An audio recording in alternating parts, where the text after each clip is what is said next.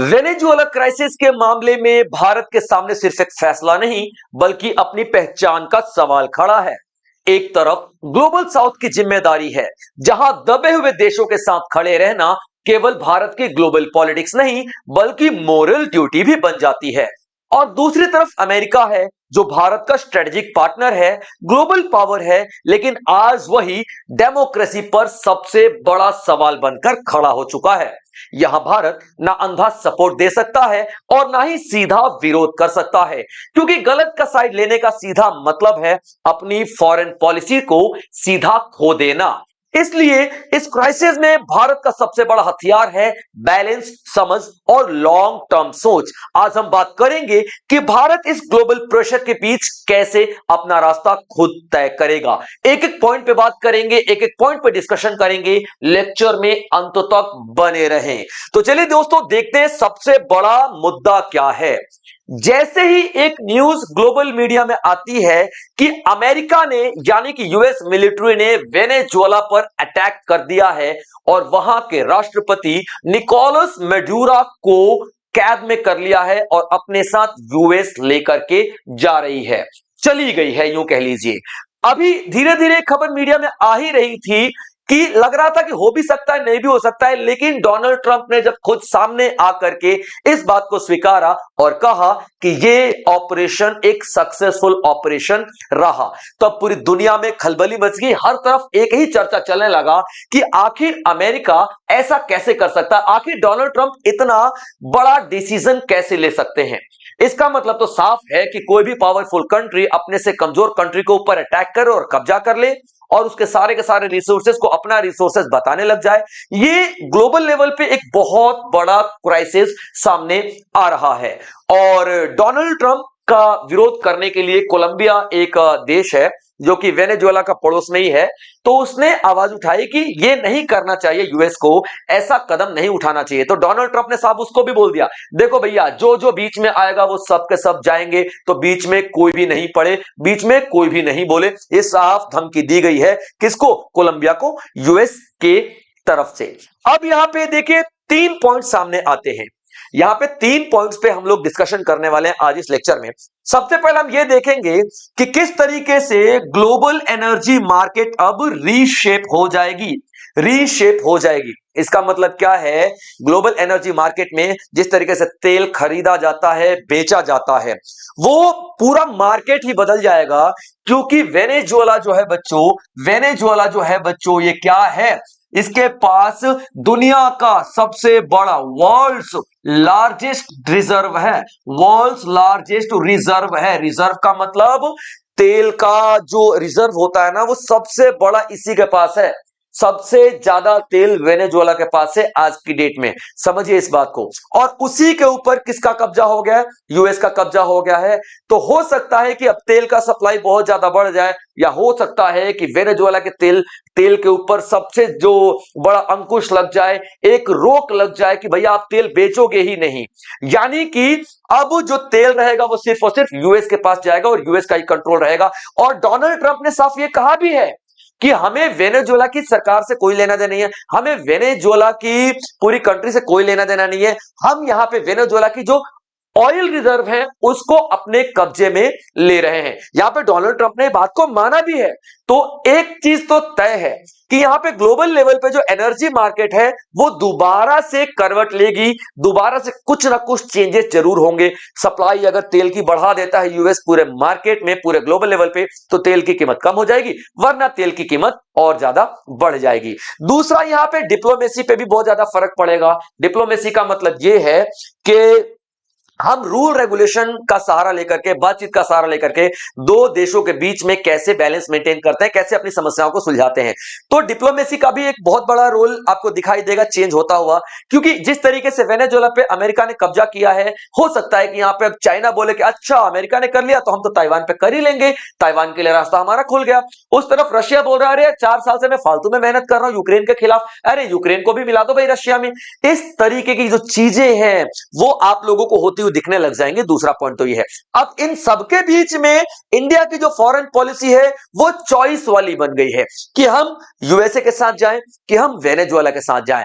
Venezuela global south की वो country है जिसको जरूरत है मदद करने की, और जब G20 का मीटिंग जो हुआ था, समिट हुआ था G20 वाला, तो उसमें भाई साहब भारत ने साफ कहा था कि मैं ग्लोबल साउथ की आवाज बनूंगा। G20 की मीटिंग में साफ कहा था, यानी कि ग्लोबल साउथ के साथ जो भी ऐसा गलत एक्शन होगा या फिर ग्लोबल साउथ इंटरनेशनल लेवल पे अपनी बात को नहीं रख पाता है तो मैं उसकी आवाज बनूंगा, ऐसा कहा था भारत ने। तो वेनेजुएला ग्लोबल साउथ की तो कंट्री है, तो भारत को उसके साथ भी भैया कोप अप करना पड़ेगा, उसका भी साथ देना पड़ेगा। और दूसरी तरफ यहां पे अमेरिका है जिसके साथ हम लोग क्वाड 9 की मिलिट्री एक्सरसाइज करते हैं, जिसके साथ हम लोग युद्ध अभ्यास नाम की मिलिट्री एक्सरसाइज करते हैं। बहुत सारा हमारा आदान प्रदान, एक्सपोर्ट इंपोर्ट होता है अमेरिका के साथ, यूएस के साथ। तो दोनों के बीच में कहीं ना कहीं एक हमें चॉइस मेंटेन करनी पड़ेगी, या यूं कह लीजिए कि भारत को चॉइस तो खैर नहीं मेंटेन करेगा भारत, लेकिन दोनों के बीच में बैलेंस तो करना ही पड़ेगा भारत को, तभी तो दोनों के साथ रह सकता है ना भारत। तो यहां पे तीन तरीके की चीजें आगे हम लोग लेक्चर में पढ़ने वाले हैं।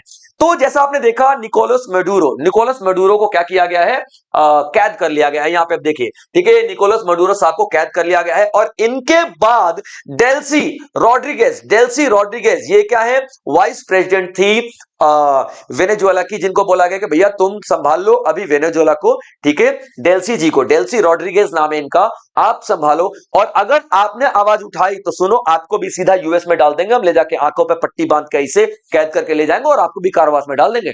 चुपचाप से सरकार चलाओ वेनेजुएला की। और हाँ, ऑयल रिजर्व पे यूएस का कब्जा है, यूएस का, डोनाल्ड ट्रंप का कब्जा है, समझे आप, ठीक है। फालतू बकवास नहीं करनी है, और आप लोगों को क्या करना है जनाब यहाँ पे, ठीक है, कोऑपरेट करना है किसके साथ, यूएस आर्मी के साथ। ये पूरा यहाँ पे किया गया। अब सवाल उठता है कि यूएस की मिलिट्री का अगला एक्शन क्या होगा, क्या वो कोलंबिया पे अटैक करेगी, या अगल बगल के देश जो उसके खिलाफ खड़े हो उस पर अटैक कर सकती है, या फिर कौन मेन लीडर होगा, अभी वेनेजुएला के ये सवाल खड़ा हो रहा है, या फिर पूरा लैटिन अमेरिका में इंस्टेबिलिटी की कंडीशन जो उथल पुथल मच रही है, क्या ये आगे कंटिन्यू रहेगी। और इन सबके मामले में भाई साहब यूनाइटेड नेशन क्या करेगा, क्या यूनाइटेड नेशन इमरजेंसी मीटिंग बुलाएगा, क्या यूनाइटेड नेशन अमेरिका के खिलाफ कोई एक्शन लेगा, ये कई सवाल खड़े हो जाते हैं। चलिए आगे देखते हैं बच्चों। अब देखिए ये क्राइसिस इंडिया के लिए मैटर क्यों करता है, पूरा मुद्दा इंडिया के लिए मैटर क्यों करता है, क्योंकि इंडिया ना सिर्फ 12 या 13% ही क्या करता है, तेल बनाता है, तेल का प्रोडक्शन करता है, 12, 13, 14% मान लो कुछ ऐसा, तकरीबन 88-87% इंडिया इंपोर्ट करता है। और जो वेनेजुएला है ना भाई साहब, ये सबसे बड़ा ऑयल रिजर्व, कच्चे तेल का सबसे बड़ा भंडार वेनेजुएला के पास ही है। तो आने वाले समय में वेनेजुएला एक अच्छा स्ट्रेटेजिक पार्टनर बन सकता है भारत का, जिस पे अभी अमेरिका का कब्जा हो चुका है। अभी देखिए यहां पे क्या है, अब जैसे ही वेनेजुएला पे कब्जा किया गया है, यहाँ पे दो सवाल खड़े होते हैं कि क्या अमेरिका तेल का सप्लाई बढ़ाएगा। अगर अमेरिका तेल का सप्लाई बढ़ा देता है, यूएस बढ़ा देता है, क्योंकि देखिए वेनेजुएला एक गरीब कंट्री है, उसके पास ना ही तो इतने ज्यादा टेक्नोलॉजी है, ना ही उसके पास इतने ज्यादा इन्वेस्टर्स जाते हैं इन्वेस्टमेंट करने के लिए। तो आप देखोगे कि यहाँ पे बहुत ही ज्यादा, ठीक है, सबसे ज्यादा जो वेनेजुएला है ना, सबसे ज्यादा कच्चा तेल सबसे ज्यादा कच्चा तेल इसी के पास है, ठीक है, सबसे अधिक क्या है, कच्चा तेल इसी के पास है, ठीक है, याद रखना, कच्चा तेल इसी के पास है, सबसे ज्यादा कच्चा तेल इसी के पास है। लेकिन सबसे कम प्रोडक्शन यही करता है, सबसे कम उत्पाद यही करता है, सबसे कम उत्पाद यही करता है, याद रखना, क्लियर पॉइंट।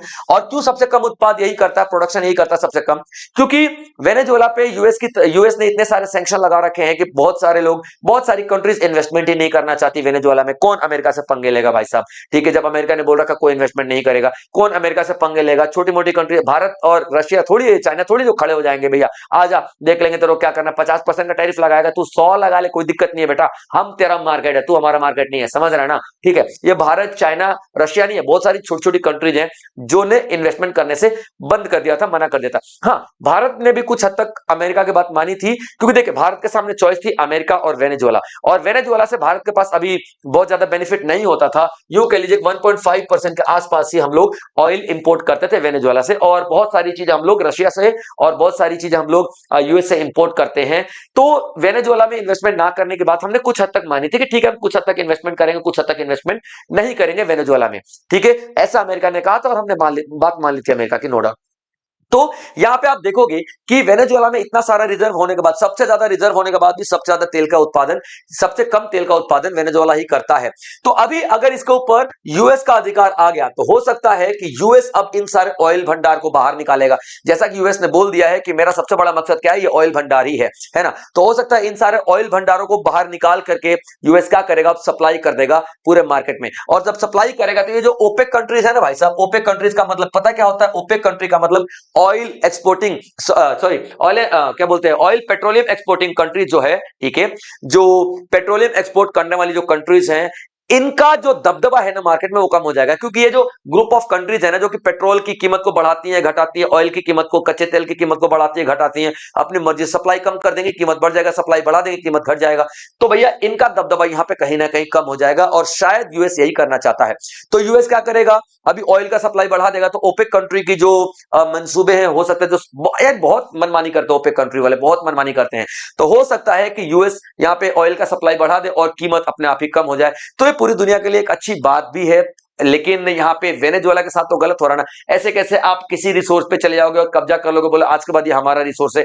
यानी कि मानवीय तरीके से देखा जाए या फिर पॉलिटिकली देखा जाए तो ये बहुत ही गलत स्टेप यहाँ पे लिया गया है यूएस के द्वारा। चलिए बच्चों, तो आप यहाँ पे देखोगे कि भारत के सामने क्या क्या सवाल खड़े हो जाते हैं। भारत अगर जवाब नहीं दे रहा है या दे रहा है तो भारत के सामने यहाँ पे किस चीज की परीक्षा है?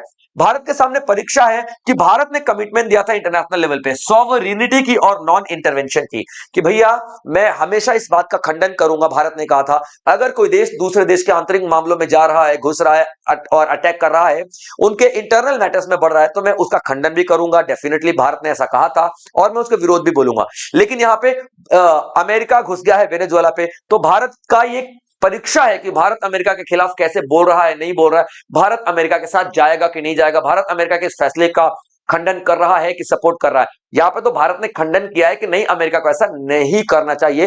प्रॉपर डायरेक्टली आके तो विरोध नहीं कर रहा है, लेकिन हाँ भारत ने बोला है कि नहीं, ये डेमोक्रेसी के तो खिलाफ है। ठीक है, उसके बाद आप देखना कि भारत के सामने एक तो ये चीज है, लेकिन भारत आप देखना यूनाइटेड स्टेट्स के साथ एक स्ट्रेटेजिक पार्टनरशिप भी निभाता है। जैसे कि मैंने आपको बताया, हम लोग बिजनेस भी करते हैं अमेरिका के साथ, हम लोग मिलिट्री एक्सरसाइज भी करते हैं अमेरिका के साथ, बहुत सारा ऐसा रिलेशन है। उसके बाद भारत ने यह भी कह रखा है कि भैया मैं ग्लोबल लीडर का, ग्लोबल साउथ का लीडर भी हूं। जैसे कि साउथ अफ्रीका हो गया, अफ्रीकन कंट्रीज हो गए बहुत सारे, या लैटिन अमेरिका के बहुत सारी कंट्रीज हो गई जो कि गरीब कंट्रीज है, जिनकी आवाज कोई नहीं सुनता यूनाइटेड नेशन में या फिर किसी भी बड़े बड़े मंच पे, तो मैं उनकी आवाज बनूंगा। तो यहाँ पे भारत को एक बैलेंस डिसीजन लेना पड़ेगा यूनाइटेड स्टेट्स के बीच में, और ग्लोबल साउथ का जो लीडर बनने का दावा किया है भारत ने, इसके बावजूद भी वेनेजुएला के साथ हाथ पकड़ कर नहीं खड़ा है। तो कहीं ना कहीं वेनेजुएला और यूनाइटेड स्टेट्स के बीच में, यूएस के बीच में भारत को एक अपना बैलेंस मेंटेन करके चलना पड़ेगा, और यही भारत की रणनीति काम आएगी आगे। ठीक है, अभी देख लीजिए security impact on India, India के ऊपर क्या असर पड़ेगा ये देख लेते हैं। देखिए मैंने जैसा कि बताया कि यूएस क्या कर सकता है, यूएस क्या कर सकता है, यूएस क्या कर सकता है कि ओपन कर सकता है मार्केट को, ओपन कर सकता है ऑयल मार्केट को, याद रखना ओपन कर सकता है ऑयल मार्केट को। यानी कि बहुत सारे जो सैंक्शंस लगाए गए थे ना यूएस के द्वारा वेनेजुएला पे, ठीक है, सैंक्शंस जो लगाए गए थे ना, सैंक्शंस जो लगाए गए थे, हो सकता है कि यूएस वो सारे सारे सैंक्शंस हटा दे और बहुत सारे लोग वेनेजुएला के उस ऑयल रिजर्व में इन्वेस्टमेंट करना शुरू कर दें, और इस तरीके से वेनेजुएला का जो सबसे बड़ा ऑयल रिजर्व है वो पूरी दुनिया के लिए खुल जाए। हो सकता है, पॉसिबल है। तो अगर तो सैंक्शंस हटा देता है, इजी कर देता है अमेरिका, तो डेफिनेटली यहां पे भारत का फायदा होगा। क्योंकि यहां पे जो लोग हैं या फिर जो कंट्रीज है जिनसे इंडिया इंपोर्ट करता है, तेल खरीदता है, उनके संख्या बढ़ जाएगी। अभी हम लोग किस चीज पे डिपेंड है? मिडिल ईस्ट पे डिपेंड है, इराक, ईरान या सऊदी अरेबिया पे डिपेंड है, या फिर हम लोग रशिया पे डिपेंड है। तो अगर क्योंकि डिपेंड है, ये लोग क्या करते हैं, लोग ओपेक मेंबर है, ये लोग क्या है, ओपेक मेंबर है, और ये लोग क्या करते हैं, ऑयल के जो प्राइसेस को कंट्रोल करने की कोशिश करते हैं, और भैया हम इन पे डिपेंड है, तो डेफिनेटली इनसे ही हमको तेल खरीदना पड़ेगा। लेकिन अगर वेनेजुएला वाला रास्ता खुल गया तो इंडिया के पास एक और ऑप्शन आ जाएगा, वेनेजुएला। तो और वेनेजुएला क्या, अगर ये ओपेक कंट्री के खिलाफ जो काम करता है, आप देखना अमेरिका, तो ये ऑयल सप्लाई को बढ़ाने की पूरी कोशिश करेगा। अगर ऑयल सप्लाई बढ़ गया भारत के अंदर में, तो नॉट भारत के अंदर में ओनली, पूरी दुनिया के अंदर में, तो पूरी दुनिया में जो तेल की कीमत है, कच्चे तेल की कीमतें, वो अपने आप ही कम हो जाएंगी, और जिसका फायदा भारत को अपने आप ही मिलना शुरू हो जाएगा। ठीक है, ये तो शॉर्ट टर्म की बात कर रहे हैं हम लोग। अगर हम लॉन्ग टर्म की बात कर लेते हैं, देखिए, ठीक है, अगर पूरी की पूरी दुनिया में आने वाले समय में तेल का सप्लाई बढ़ गया, तो जाहिर सी बात है जो प्राइसेस जो होंगे, downward pressure on oil prices, यानी जो कीमत है, ठीक है, वो कम हो जाएगी तेल की, तो हमें जो ज्यादा पैसा देना पड़ता था वो पैसा अब कम देना पड़ेगा। तो इससे क्या होगा, हमारा जो करंट अकाउंट डेफिसिट है ना, करंट अकाउंट डेफिसिट का मतलब क्या होता है, जो हम एक्सपोर्ट इंपोर्ट करते हैं ना, उसमें जो घाटा होता है हमारा, उसको हम करंट अकाउंट डेफिसिट कहते हैं। तो वो करंट अकाउंट डेफिसिट जो होगा ना, वो हमारा कम हो जाएगा, हमारा करंट अकाउंट डेफिसिट सीएडी जो है वो हमारा कम हो जाएगा, क्योंकि अब हमको कम पैसा पे करना पड़ेगा, है ना। तो ये लॉन्ग टर्म में चलकर भारत को डेफिनेटली सारे सारे फायदे होने वाले हैं, ठीक है बच्चों। अब देख लेते हैं इंडियन इन्वेस्टमेंट की, ठीक है, इंडियन इन्वेस्टमेंट जो कि वेनेजुएला में किए गए हैं और आगे किए जाने वाले हैं। तो आप यहाँ पे एक कंपनी देखना, ओएनजीसी विदेश लिमिटेड, ओएनजीसी विदेश लिमिटेड जो है, ठीक है, ओएनजीसी जो भारत की कंपनी है, इसी का एक हिस्सा है, इसी का एक आर्म है, इसी की एक भुजा है, ओएनजीसी लिमिटेड, याद रखना, क्लियर पॉइंट। अब इस ओएनजीसी ने वेनेजुएला में इन्वेस्टमेंट किया था, ठीक है, सैन क्रिस्टोबल और कैराबोबो प्रोजेक्ट में इन्वेस्टमेंट किया था, लेकिन अब यूएस का अटैक हो चुका है यहाँ पे, अब यहाँ पे यूएस का अटैक हो चुका है, यूएस का कब्जा है। तो जो ओएनजीसी विदेश लिमिटेड ने $500 मिलियन का इन्वेस्टमेंट किया था, हो सकता है कि इन्वेस्टमेंट फंस जाए, क्योंकि अब वहां पे बैंकिंग किसके अंडर में हो जाएगी, यूएस के अंडर में हो जाएगी, ऑयल रिजर्व किसके अंडर में हो जाएंगे, यूएस के अंडर में, एक्सपोर्ट इंपोर्ट यूएस के अंडर में। तो हमारा जो ये इन्वेस्टमेंट था ना, हो सकता है कि फंस जाए, या ये भी हो सकता है कि अमेरिका बोले नहीं नहीं, ये तो आपका इन्वेस्टमेंट रहेगा ही रहेगा, नो डाउट, आप और भी इन्वेस्टमेंट करो, क्योंकि अब तो अमेरिका आ गया ना यहाँ पे, आप अमेरिका के साथ मिलकर के वेनेजुएला में बिजनेस बढ़ाओ अपना, इंडिया के साथ हो सकता है बिजनेस और वेनेजुएला में बढ़ाने की बात करने लग जाए अमेरिका। हो सकता है अमेरिका शेवरन मॉडल पे इन्वेस्टमेंट करवाने की कोशिश करे, अमेरिका भारत को बोले, ए भारत, ठीक है, तुम इन्वेस्टमेंट करना चाहते थे ना वेनेजुएला पे, ठीक है, वेनेजुएला पे, ठीक है, तो आप एक काम करो, इन्वेस्टमेंट कर दो, लेकिन किस मॉडल पे करना, शेवरन मॉडल पे करना, ठीक है, क्या शेवरन मॉडल पे करना, शेवरन मॉडल पे करना। अब ये शेवरन मॉडल क्या कहलाता है सर, तो ये शेवरन मॉडल कहलाता है बच्चों बहुत ही कम कम अधिकारों के साथ इन्वेस्टमेंट की आजादी देना, कि भारत आप वेनेजुएला में इन्वेस्टमेंट करो लेकिन आपको लिमिटेड अधिकार ही दिए जाएंगे। उस तरीके के मॉडल को हम लोग क्या बोलते हैं, शेवरन मॉडल, क्योंकि शेवरन नाम की एक कंपनी है जो कि अमेरिका से बहुत ही कम परमिशन लेकर के अभी इन्वेस्टमेंट की हुई है वेनेजुएला में और अच्छा काम कर रही है। तो शेवरन मॉडल पे आप लोग वेनेजुएला में इन्वेस्टमेंट कर सकते हो, ऐसा यूएस कह सकता है, कर सकता है। तो इन्वेस्टमेंट के एक तरफ देखोगे कि रास्ते खुलते हुए भी नजर आ रहे हैं, और दूसरी तरफ भारत के लिए देखोगे कि जो इन्वेस्टमेंट हो चुका है वो फंसता हुआ भी नजर आ रहा है, यानी कि आगे भारत के सामने दोनों रास्ते हो सकते हैं, अच्छा भी हो सकता है, बुरा भी हो सकता है, याद रखना। यानी कि अभी जब तक कि डोनाल्ड ट्रंप का पूरा पूरा बयान, पूरा पूरा स्टेटमेंट नहीं आ जाता है, तब तक ये पूरा एक मुद्दा जो है मतलब यूं कह लो कि अभी बंद डब्बे में है। अभी ट्रंप डब्बा खोलेंगे और क्या बोलेंगे किसी को कुछ भी नहीं पता, वेनेजुएला को ओपन कर देंगे पूरी दुनिया के लिए या फिर क्लोज कर देंगे सिर्फ और सिर्फ यूएस के लिए, ये कुछ भी नहीं पता। साथ ही आप देखना, भारत का एक बहुत बड़ा टेंशन है, भारत की एक बहुत बड़ी टेंशन है, क्योंकि देखो भारत ग्लोबल साउथ की जिम्मेदारी संभालना चाहता है एक लीडर बनके, ठीक है, और यहां पे लीडर का मतलब क्या होता है, ठीक है, अपने जो फॉलोअर्स हैं, अपने जो साथी हैं, उनको साथ लेकर के चलना।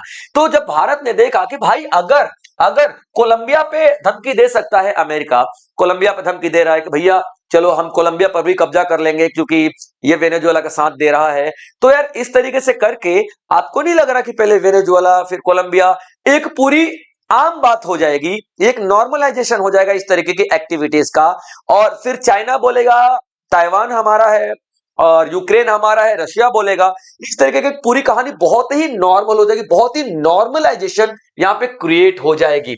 तो आप देखो ये भारत का एक बहुत बड़ा चिंता है कि यार एक कोलंबिया, कोलंबिया क्या है ना, बहुत ही पीसफुल कंट्री है, बहुत ही पीसफुल कंट्री है भाई साहब, कोलंबिया बहुत ही पीसफुल कंट्री है, यहाँ पे सरकार कभी भी नहीं गिरती, यहाँ पे प्रॉपर पीसफुल इलेक्शन भी होते हैं, पीसफुल बिजनेसमैन बिजनेस करते हैं, सब कुछ पीसफुली होता है। इस कंट्री को अगर धमकी दे रहा है अमेरिका, तो जाहिर सी बात है भैया अमेरिका के जो मंसूबे हैं वो ठीक नहीं लग रहे हैं। ये भी तो हो सकता है कि पूरा वेस्टर्न और लैटिन अमेरिका निपटाने के बाद इंडियन ओशन वाले रीजन में ये आने लग जाए, ठीक है। तो आप देखना यहाँ पे क्या कर रहा है भारत, ठीक है, यहाँ भारत का एक डर है कि नहीं यार ये अपना कॉन्फ्लिक्ट तो बढ़ाते बढ़ाते ना इंडियन ओशन वाले रीजन में आ जाइए, ठीक है, इंडियन ओशन वाले रीजन में आ जाए, यानी कि भारत का जो ये जो हमारा हिंद महासागर उस वाले रीजन में आकर हमारे पड़ोसियों को धमकाने लग जाए, तो भारत यहाँ पे क्या करेगा, कोशिश करेगा कि नहीं यार मैं इसको उधर ही रोकूं, यूएस को उधर ही रोक दूं, नीचे की तरफ ना आने दूं।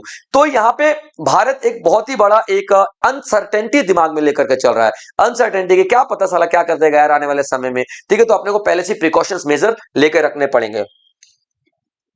साथ ही आप देखोगे कि भारत की जो लॉन्ग टर्म प्लानिंग है ना, वो उसमें अनसर्टेनिटी आ गई है। जैसे कि ऑयल रिजर्व की बात करें तो हम लोग 20-25 साल का प्लानिंग लेकर के चलते हैं, है ना। तो अभी यार कोलंबिया पे हम लोग अपना बिजनेस करने जा रहे हैं और कोलंबिया पे यूएस का कब्जा हो गया। वेनेजुएला से हम अगर बिजनेस करना चाहें, वेनेजुएला पे कब्जा हो गया। अभी ताइवान के साथ हम लोगों ने ये क्या बोलते हैं, सेमीकंडक्टर बनाने का एक एग्रीमेंट किया था कि गुजरात में अपन लोग प्लांट लगाएंगे। एक ताइवान की फॉक्सकॉन कंपनी थी और भारत की वेदांता। तो इस तरीके से हम लोग इन्वेस्टमेंट करें ताइवान में और चाइना ताइवान पे कब्जा कर ले, हमारा इन्वेस्टमेंट डूब जाए। तो यार एक लॉन्ग टर्म प्लान हम कैसे लेके चलेंगे? लॉन्ग लॉन्ग टर्म जो अनसर्टेनिटी है, ये तो भारत के दिमाग में बैठ रही है ना भाई, और डेफिनेटली खतरा भी है। यहां पे दूसरा भारत ये भी देख रहा है कि भाई rule based international order, rule based का मतलब वो इंटरनेशनल पॉलिटिक्स जो कि रूल्स के ऊपर चलेगी, किसी के कहने से नहीं चलेगी। भाई वो रूल तो साफ यूएसए तोड़ ही रहा है ना, साफ यूनाइटेड नेशन के खिलाफ जा रहा है, साफ मतलब जो मर्जी कर रहा है। तो यार रूल बेस्ड पॉलिटिक्स जो है ना, वो पूरे आने वाले समय में पूरी ग्लोबल पॉलिटिक्स को खराब कर देगी। जो रूल बेस्ड पॉलिसी का नहीं फॉलो करना पूरे ग्लोबल लेवल पे पॉलिसीज को खराब कर देगी, और हम आने वाले समय में लॉन्ग टर्म प्लानिंग नहीं कर सकते। भारत का बहुत बड़ा चिंता आपको यहां पे दिखाई देने वाला है। आप देख लीजिए किस तरीके से, ठीक है। अब यहां पे आप देखोगे यूएस वर्सेस वेनेजुएला में क्राइसिस में कॉन्फ्लिक्ट में क्या कह रहा है, ठीक है।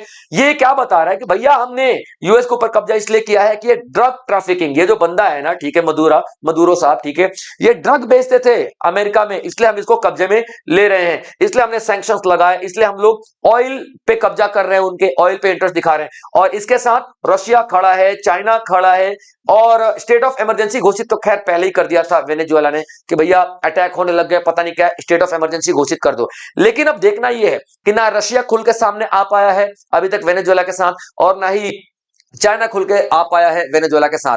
तो अभी देखना यह है कि इंटरनेशनल पॉलिटिक्स में आफ्टर ऑल हो क्या रहा है। बट फिलहाल इंडिया की बात कर लेते हैं। इंडिया का कंसर्न वही है, जैसा कि मैंने आपको बताया था, कि आगे चल के भाई ये अमेरिका एशिया की तरफ बढ़ेगा, आगे चल के ये इंडियन ओशन के रीजन में बढ़ेगा।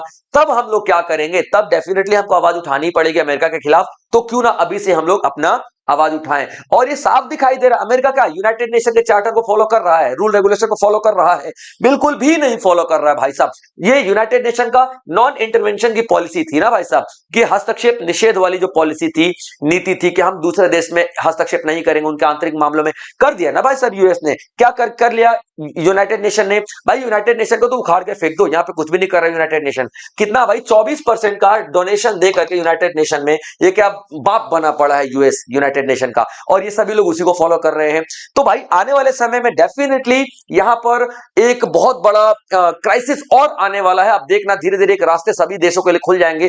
पावर का इस्तेमाल करो, पड़ोसी देश को कब्जे में ले लो, जो भी कमजोर कमजोर देश है देखो सभी को कब्जे में ले लो। ग्लोबल साउथ जो कमजोर कमजोर देश थे, यूनाइटेड नेशन ने कहा था कि भैया हम इनकी आवाज बनेंगे। काय का आवाज? ग्लोबल साउथ के देश पे। तो उसने कब्जा कर लिया। क्या कर लिया आप लोगों ने? आपने कुछ भी नहीं किया ना। आपके रूल रेगुलेशन चल रहे हैं ना, आपका ये सिद्धांत फॉलो हो रहे हैं नॉन इंटरवेंशन वाली, और आप ग्लोबल साउथ की आवाज बनने की बात करो। आप कुछ भी तो नहीं कर रहे हो यार यूनाइटेड नेशन। क्या क्या फायदा आपको? लीग ऑफ नेशन को हटा करके यूनाइटेड नेशन आपको लेकर के आया गया था, क्योंकि हमको लग रहा था कि लीग ऑफ नेशन कमजोर है, और लीग ऑफ नेशन ने सेकेंड वर्ल्ड वॉर होने दिया, द्वितीय विश्व युद्ध को नहीं रोक पाया, इसलिए कमजोर है। हम लीग ऑफ नेशन को लेकर के आए थे, हटा करके यूनाइटेड नेशन को लेकर के आए थे। लेकिन यूनाइटेड नेशन साहब आप बिल्कुल कमजोर हो चुके हो, और आप जाके यूएस की गोद में बैठ चुके हो। ये सारा कुछ देख तो हमको ये लग रहा है हमें ही कुछ ना कुछ करना पड़ेगा, भारत को ही कुछ ना कुछ करना पड़ेगा, वरना एशिया की तरफ और इंडियन ओशन के रीजन की तरफ आने में यूएस को देर नहीं लगेगी। ये बात याद रख लेना, ठीक है। और यही एक बहुत बड़ा चिंता का कारण बन चुका है।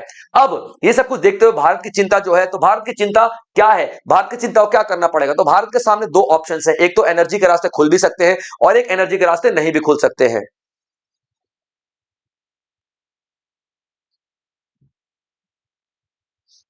सर्दी बहुत ज्यादा है यार, टी शर्ट में पढ़ाना पड़ रहा है, ठीक है, तो थोड़ा कॉफी चाहिए रहती है।